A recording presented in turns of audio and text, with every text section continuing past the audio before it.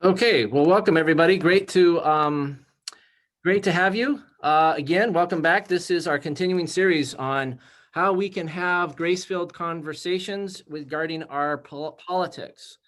And the book we are using, which we were just chatting about, is called "I Think You're Wrong, But I'm Listening," and you can find it on Amazon and definitely on Kindle. It's maybe in high demand at the moment. I'm told it's hard to order, but you don't need to own the book to get to follow along in the service, however, or in this series, because we're going to be summarizing each one of the 8 practices that they offer in the book. This week we are on our second one. So there's the book, and here is our schedule. So we are on week 2 here, Find Your Why. And presenting today is Betsy Lavella. So I'm going to turn this over to her in just a moment. But before we do that, I want to say a word or two about last week's topic. We had some afterglow conversation about that, and even some of my own clergy colleagues were perhaps a little unsure about what that really entailed. And it just reminds me that this topic of politics and political conversation is rather thorny.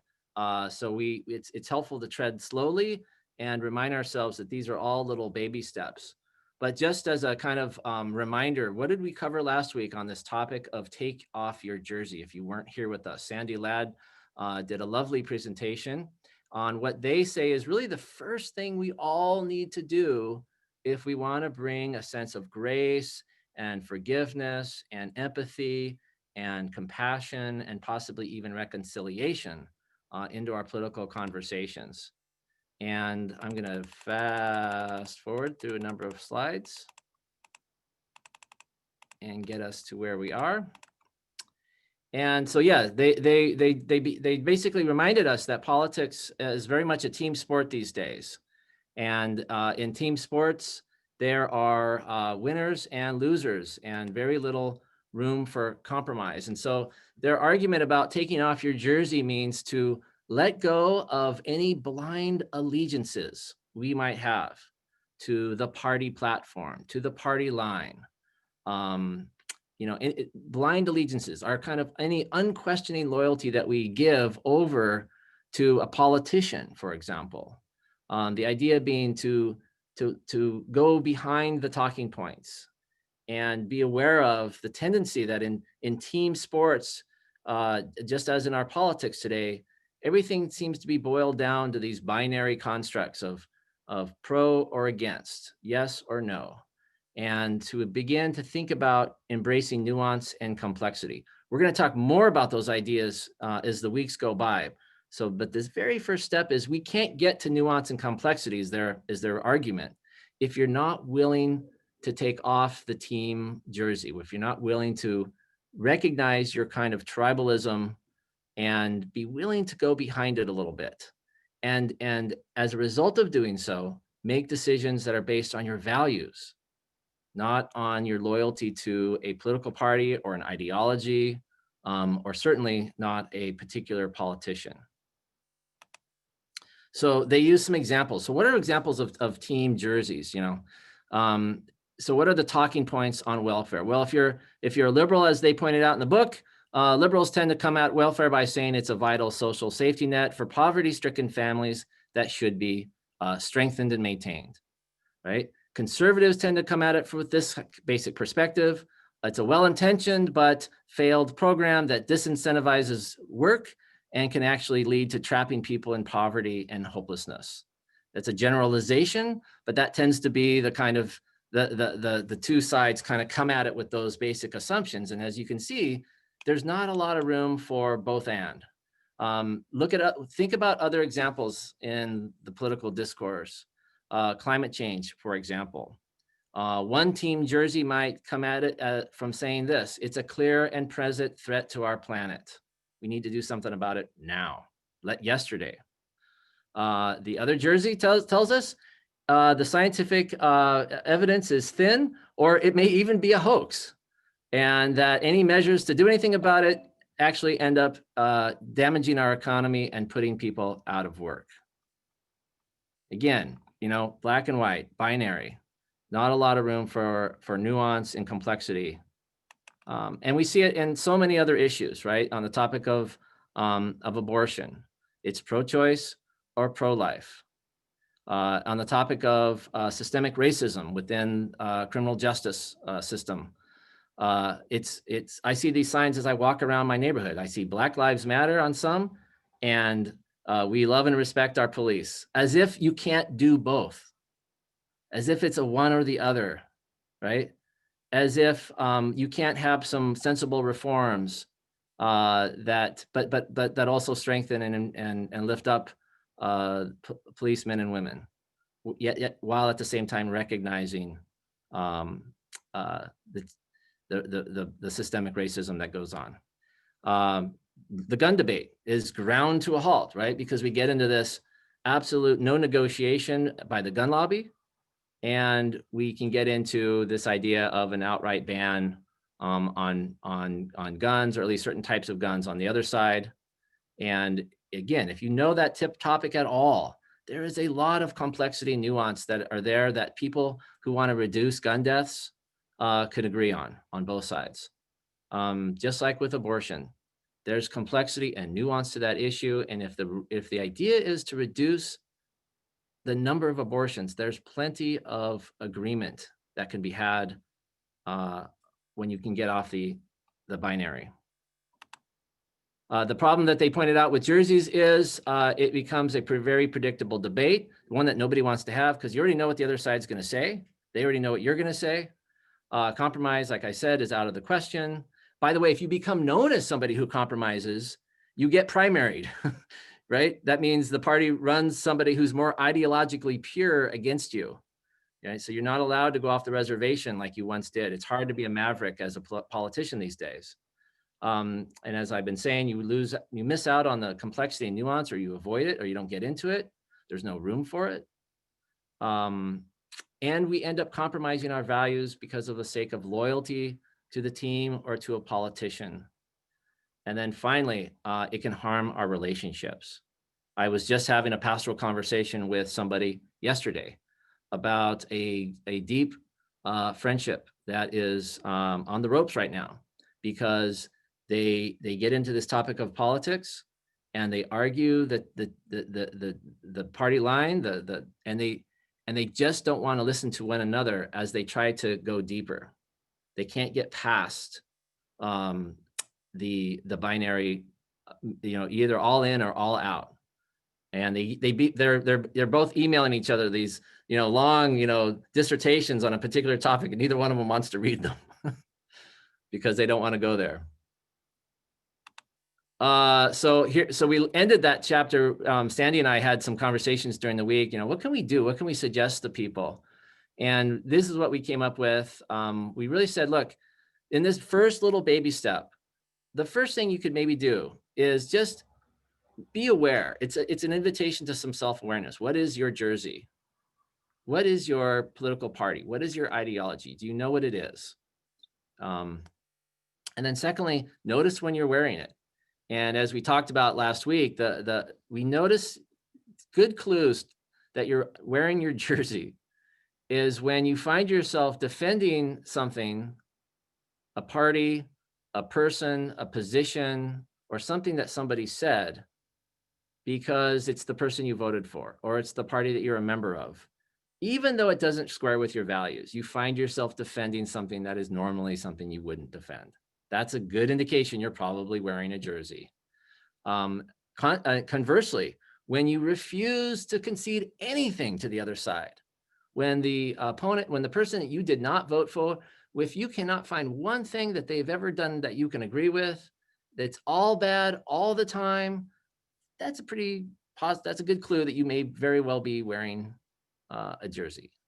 And then to this conversation I was having with some folks over the weekend, when you don't even want to hear nuance and detail, you don't even want to go there. You're just done with it. I'm done with them. I'm over it. You're probably wearing a jersey, and you're not willing to take it off to get into and do the hard work of listening and getting into the details.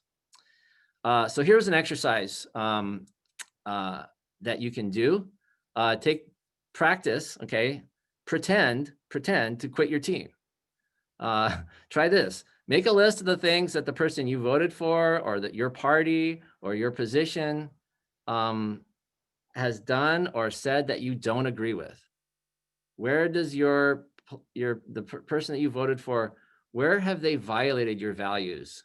Make a list of those and try to be honest with yourself. It's okay. No one's gonna, kick you off the island. And then the second one is do the opposite. Pretend to join the other team for a moment. Make some list of some issues that the other side has done or said or supported that align with your values, or at least appear to, and then you can dig into it further if you want. But is there some agreement that you can find on the other team? Again, this is an exercise, a practice. And then the third one, this would be like the advanced one. Next time you're in a political conversation with somebody from the other side, lead with your discoveries.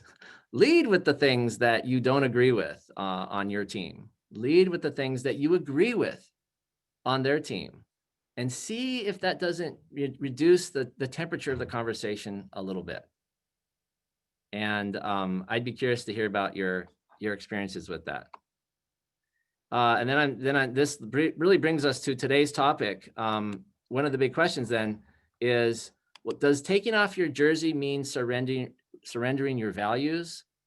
And I hope it's very clear, absolutely not. In fact, it actually means you're making room for your values. You're liberating your actual values to come to the fore, rather than your loyalty to a party, to a position, to an ideology, or to a particular leader. So that really brings us to this next topic of, okay, so if we're gonna take the risk of taking off our jerseys, okay, what are we left with? Who am I behind when I do that? What are my values? So that is the lead in for today's topic, and I'm going to turn it over to Betsy Lavella to continue from there.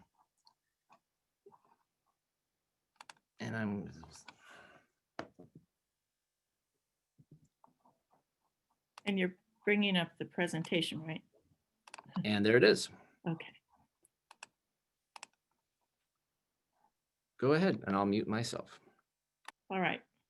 So as you can see from this first slide, I've deconstructed our politics. I no longer have red, blue, R, D, anything that would tend to say that we're talking about politics at all. And this session is about deconstructing our politics and really doing the hard work of introspection.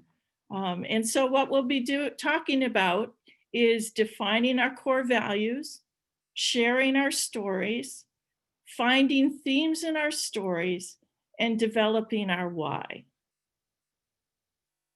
So you can put us in the chair now, Chris. The next slide, please. So just picture yourself in the field. There's no jersey there. There's no team there. It's just you. You have taken off your jersey.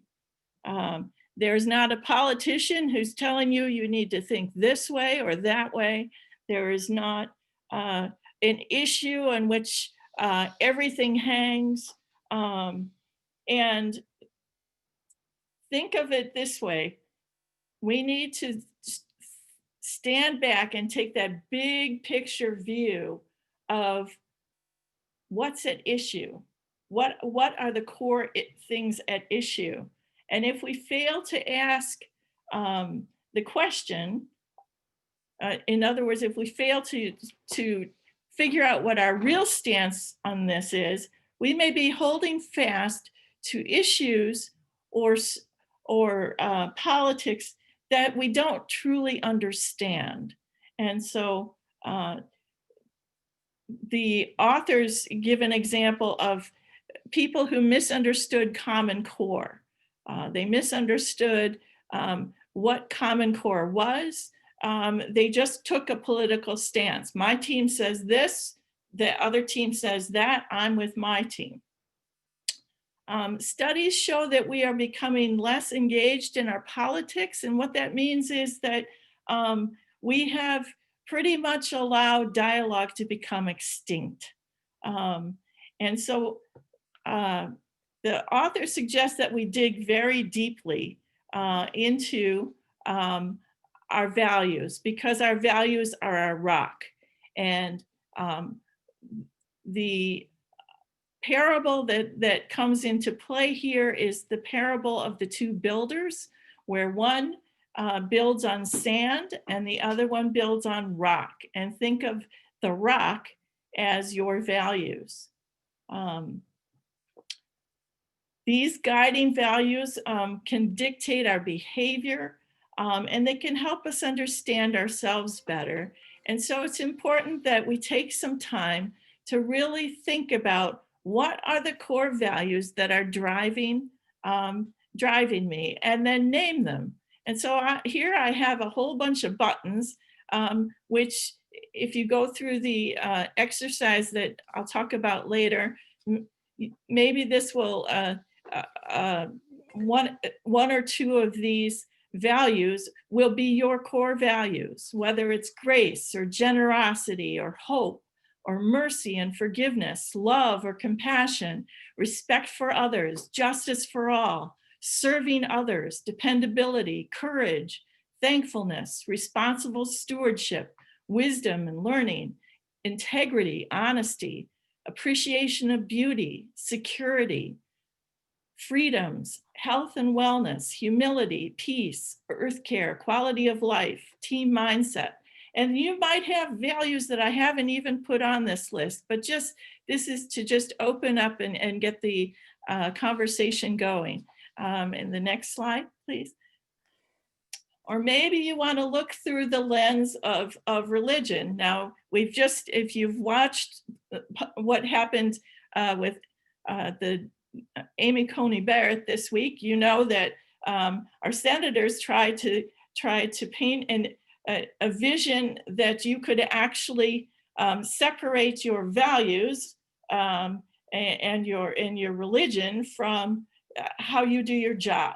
And maybe that's right, and maybe you can't do that, but think about those values that every week we reinforce at this church. Worship God, not things. Be kind to others. Be humble. Be honest. Live a moral life. Be generous in time and money.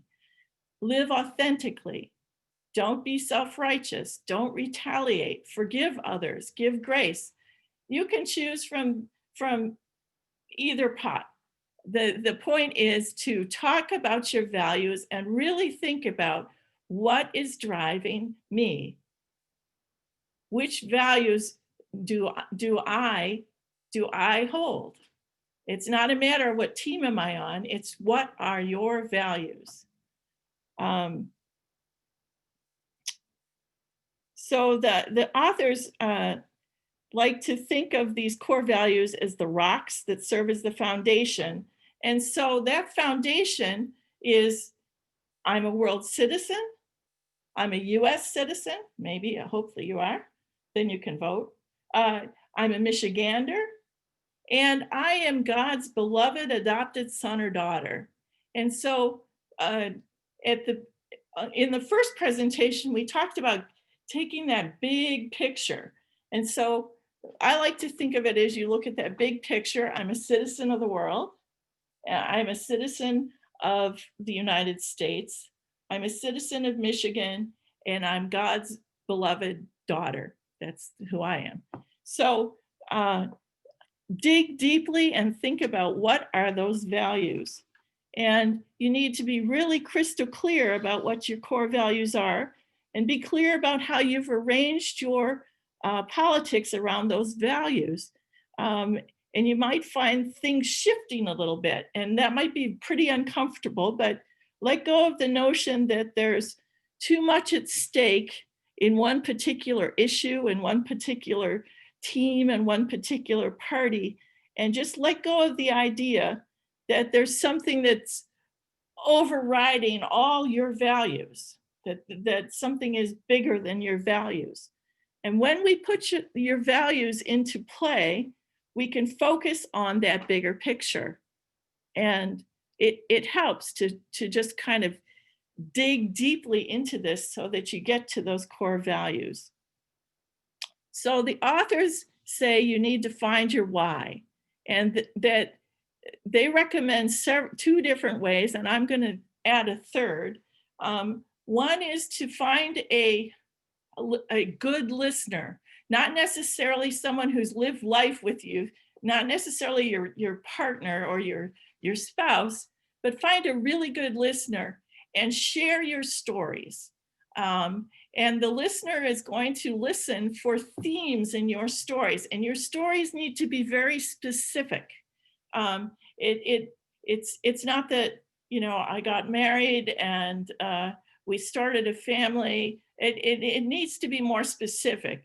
There was this amazing Christmas, where I was given, the same gift that I was given for my birthday, and Super it exciting. needs to be very, very specific. And then you want to find themes, and you want to develop your why. So the authors point us to a guy named Simon Sinek, who gave a TED Talk in, I think, 2009. And it's a TED Talk that is one of the most popular TED Talks ever given. And he talks about why it's important to know your why. And so I'm going to dig a little bit deeper into what Sinek says. And he says that your why propels the how and the what. And so you need to focus on the why. And so there are two different ways that he says you can get to your why. So let's go to the next slide. And the first way is when you share your story to just pinpoint the highs and the lows and be very specific. So you can see in this slide, this isn't very specific, but when you tell your story will be very specific. It will talk about your first job or maybe the promotion that changed your life. Maybe the degree that helped open up some doors for you. And then maybe there'll be things that are below the line. Those are things that more challenging things that happened to you and how you dealt with them. And these are part of your story too. So some things fill you with joy. They're up above on the line. Some things had a different impact on you. They're below the line. And so you could plot your story. The second way, Sinek says you could do this, if you turn the slide, is with memory prompts. And so I've just given you 5 different memory prompts that he suggests will help you to begin to shape your stories, and your listener will be able to look for themes. What memory in prompt number 1 also kind of brought up that same idea in prompt number 4. So these themes, these prompts include who in your life has helped make you the person you are today. Think of a day in which you might have said to yourself, I would have done that for free. And what were you doing that day? What is it that got you so excited? And make a note of that. And what is the earliest happy memory that comes to mind? When you look at your story, what is that earliest moment for you? And what happened that changed the way you think about the world and your role in it? For me, that would open up some stories, that question. What have you accomplished that has made you proud of yourself? Maybe that's brings up some memories for you as well. Anyway, whether you choose to do the memory prompts or just to plot your life, The longer your life is, the more chance there are more dots on this. But I think that these help you to kind of define, and what we're going to shoot for is a very specific sort of why statement. Okay, you can move. Yes. Now, this is the way I prefer to do this. And I call this find your sacred story. And so let's say your sacred story was Noah's Ark. I've led a lot of camps for kids. I will tell you there are a lot of people that land on Noah's Ark, caring for living creatures and your family for God. Then I know some people who the parable of the Good Samaritan, this is a key story for them, helping the vulnerable, the oppressed, the sick. Maybe it's God's charge, right in Genesis, God's first charge to humans, caring for the earth and its living ecosystems. Maybe that's your driving story. Or maybe it's the parable of the prodigal son, welcoming the wayward and the lost. Maybe it's David and Goliath, the courage to tackle the seeming impossible. Maybe it's Esther taking a stand for your community. Maybe it's the parable of the workers in the vineyard, recognizing the dignity of work. Or maybe it's the widow's mite, generosity that benefits others. Maybe it's the life-sustaining food for all. Maybe it's all of them, I don't know. But find the ones that seem to resonate with who you are and what are the values that are driving you in your life. And I think this will open up some conversation for you. Okay, next slide. So when Sinak does this driving to the why, you're looking for a statement that says to do something, verb, so that you make an impact on the world or on your community or and so you're going to draft this why to verb so that you make this impact from your stories. And this is a really important exercise. So I shared with Chris that I did some of this work, and so I came up with two drafts, and I'm not sure which one I like, but to inspire others to love God's world so they develop a greater love of God, a need to care for the gifts God has entrusted to us, and a greater love for others. So that would be a why statement. Here's another one: to instill an awe and respect of the whole creation and people, so that they will grow in their love of God, in their appreciation of all good gifts from God, and in their care for all creation. So a why statement can be much simpler than what I've just done, though. And Sinek gives some examples. So let me find his examples because they might. Well, Betsy, while you're finding those, I'll let me offer one. What's that? Here's mine. Okay. To see Jesus in you so that I can find Jesus in me.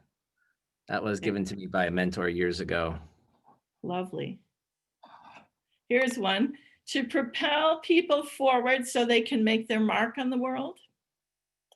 Here's another one: to inspire people to do the things that inspire them so that together we can change our world. So you can see that this why statement is something that should be uplifting. It should be something that inspires you to live into that. And that's when we talk about drafting an effective why statement, it's hard work. You have to be very introspective. You have to dig really deeply to get to this statement. Okay, so when you do that, then you can take those values and that work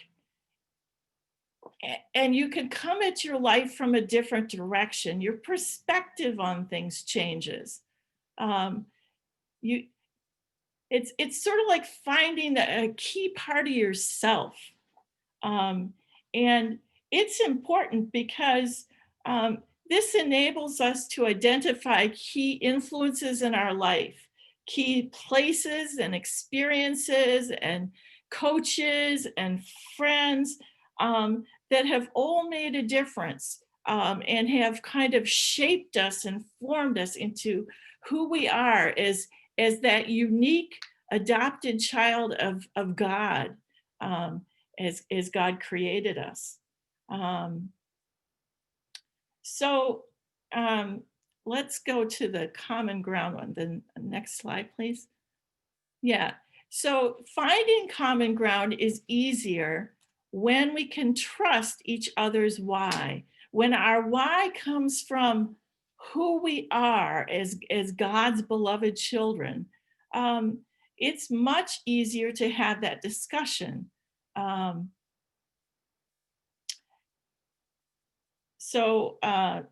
it opens up kind of that ability to talk at the issues from a higher perspective, from that bigger perspective that we were talking about in the first session.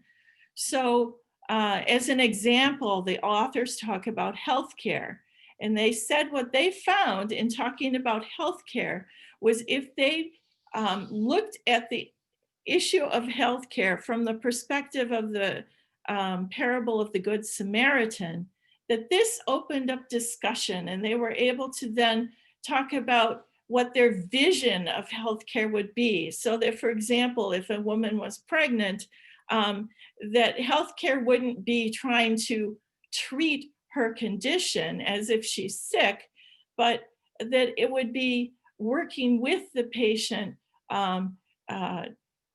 as the beautiful human that God is creating inside that woman comes into fruition. And so it's much, much different. So finding that common ground and trusting that why opens up the discussion in beautiful ways. So the authors give us homework, 3 specific questions for us to work on. One of the questions is, why do you care about politics? Why do you watch or read the news? Think about why you do these things. What values are the most important to you? Choose 2 or 3 that really define either your faith or your personal ethics. And can you frame these values as verbs? I find that very challenging. If I trying to frame grace in terms of a verb, but it's possible. It's possible. And then 3, choose a policy that has been difficult for you to discuss with others. Consider that issue in light of your value statements. Are you approaching this issue from your whys? So these are 3 areas that the authors recommend that you that you work on, whether it's working on your values, which I would highly recommend to you. Just thinking about why you care about politics, why do you watch the news, and choosing a policy statement. And maybe this week, if your jersey's off, you can watch the other station, right? You can watch, if you normally watch MSNBC, then you can watch Fox News this week. Just take your jersey off, see what that's like. So these are the homework for this session. And that watching the other news network almost feels like the final exam for this. Well, it happens to me quite a bit because I have parents that think differently. So if you would like to dig deeper, I recommend chapter 12 of Jonathan Haidt's book, The Righteous Mind, Why Good People Are Divided by Politics and Religion. I also recommend Simon Sinek's book, Find Your Why, a practical guide for discovering purpose for you and your team. Chapter 3 is specifically for individuals searching for their why. Or you can start with the TED Talk. Simon's TED Talk is still out there and more people are watching it. And he gives this concept of why the why is a powerful tool. He looks at your brain chemistry and what parts of your brain are activated when you actually look at why. Or you can be a real theologian and kind of slog through the Miroslav Volf's book, Exclusion and Embrace. That also will open up some discussion. And then I have a closing prayer. I think it's the next slide. Oh yeah, here. I adapted this from Pope Francis, not Pop Francis, a message for the World Communications Day in 2018. And it says, Lord, make us instruments of your peace. Help us to remove the venom from our judgments. Help us to speak about others as our brothers and sisters. May our words be seeds of goodness for the world. Where there is shouting, let us practice listening. Where there is confusion, let us inspire harmony. Where there is exclusion, let us offer embrace. Where there is unexamined loyalty, let us raise real questions. Where there is just a prejudice, let us awaken trust. Where there is hostility, let us bring respect. Where there is falsehood, let us bring truth. This is my Seeds of Goodness prayer. I renamed it. Amen. Amen. That was wonderful, Betsy. Thank you. That was so beautiful. We may need to just adopt that as the ongoing prayer of this series. Becky agrees. Questions, comments, feedback. By the way, I want to say thank you to Amy Graham. She is one of the presenters in this series. She's going to be going last, but she has graciously been kind of moderating the chat as we go. And any questions coming up in the chat, Amy, that we might want to raise for Betsy or for the group? Not to put you on the spot, but. Does it have to be in the chat? Okay, thank you. No. I think Amy Ryberg had some excellent points and some questions. Perhaps Amy can vocalize those. Well, just a general thing. What I was saying is that to a great extent, and I have my prejudices, but putting them aside, I think that I and a lot of us put great hope in the political parties to enact our whys.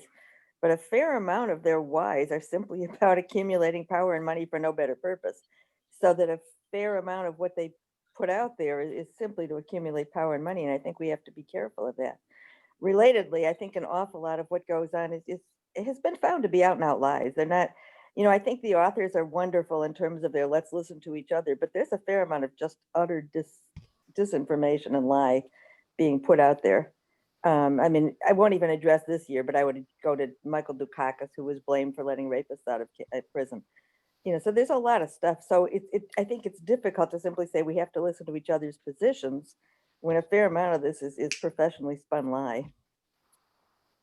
Yeah, that's a challenge, isn't it? How do we engage in these grace-filled conversations when they're shrouded in propaganda and lies on either side, perhaps? Yeah. Yeah, Jessica, go ahead.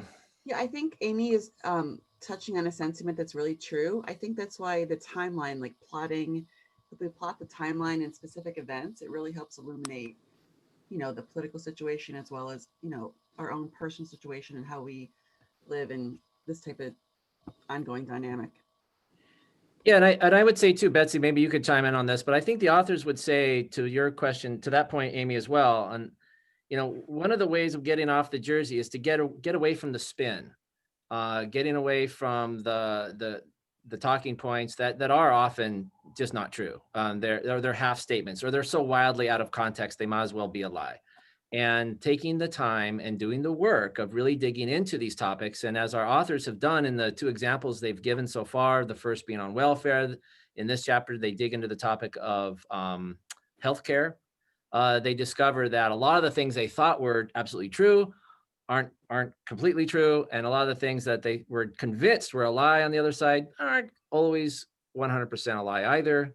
And again, it's back to that nuance and complexity. Other thoughts, questions, issues? Well, I went to the homework number 3, choose a policy that has been difficult to discuss. And the first thing that came to my mind is choose your battle, because we've been taught that politics and religion are like noses. Everybody has one. So it's very difficult for anybody to kind of have a decent discussion about it. So that's where we choose our battles. Good. Yeah. Yeah, that's good. I quote a line from the classic Christian film Pulp Fiction. Are you actually listening, or are you waiting for your turn to talk again? I think that's really important. I try to remind myself of that. How's that going for you? You know what? Very briefly, there's 3 guys here. We've all met. It's a spiritual group. We meet down at the lake in the mornings, and their political views are 180 from me, but they are Christian and they are spiritual, and it has taught me to do a better job of listening, quite frankly. So for me personally, that's helped a lot. Yeah, I've always seen these psychological studies on, we only really listen to the first few words of any sentence, and then we immediately start launching into our response and our rebuttal, and we don't actually, we've already developed our rebuttal before we've even heard them all the way out, much less asked a follow-up question. Okay, what did you mean by that? Betsy, one question that came up to me, go ahead. Did someone have? I do. Yeah, go ahead. So Betsy, thank you very much. It was a really informative and well-done presentation. And I'm reminded of the Chinese saying that when you have a finger pointing forward, saying that person, that party, whatever, you have 3 fingers pointing back. Mm-hmm. So it's an opportunity when we're doing that, when we have thoughts and beliefs that pointed towards others, that we take, it's an opportunity to say, what is true about that for me personally? So yeah, that's a very good point. One of the topics you mentioned, Betsy, was that you want the authors recommend, get away from that. This issue is so important that this is the hill I'm going to die on, in order to kind of get below the level a little bit and get into our values and, have a dialogue. But I guess my question would be, what happens? What should we do when the topic or the issue really is the hill I want to die on, because it happens perhaps to be an issue that is existentially threatening to me. I've had people say, well, look, I'm against that person because they're in favor of, and particularly when it comes to topics of racism or civil rights, or equal dignity for human beings. Is there a kind of a point where even the authors might say, that is a hill that you can die on? What are your thoughts on that? I think when you base your why on your values, then you can die on that hill, because people will listen to your why, if it's your why, as opposed to someone else who's giving you the talking points. Yeah. Yeah, go ahead, Debbie. Yeah, so exactly. So it's a good reminder that the idea here is people say, well, I don't see how you can't listen to people who are abusive or violent or threatening. You need to get out of that relationship. And the reminder here is this isn't about all of us agreeing. This isn't about kumbaya, we'll compromise on everything. It is about finding your why, getting to those true values. So, and knowing, is that really the hill I do need to die on? If it is, so be it. But let's not turn every issue into a hill. Otherwise, then there's no And room. we're all dying. Then we're all, yeah, right. But Debbie, go ahead. Along those lines too, I think we sometimes have to distinguish between misinformation and disinformation. And I am very guilty of this. Some people who have views antithetical to yours, it might be because they're misinformed. They've heard something or read something and taken it as the truth without checking the facts. Or disinformation would be they're purposely spreading lies, and that's on purpose. So sometimes you have to take a step back and say, I wonder which it is with this person. Are they misinformed, or are they actually really perpetrating a lie? Yeah. Friends, I am going to, I've got to bring this to an official close. So I am going to want to just take a moment and would we all give Betsy thank you for her presentation, virtually or otherwise, give her a hand. Thank you, Betsy. That was wonderful. Betsy has been kind enough to hang around on the call for another 30 minutes. So if anybody wants to continue this conversation, I invite you to hang on and do so. I'm going to meanwhile turn off the recording and I will see you next week. And thank you everybody for being with us. This was a wonderful presentation and too brief of a conversation. See you next week. Okay.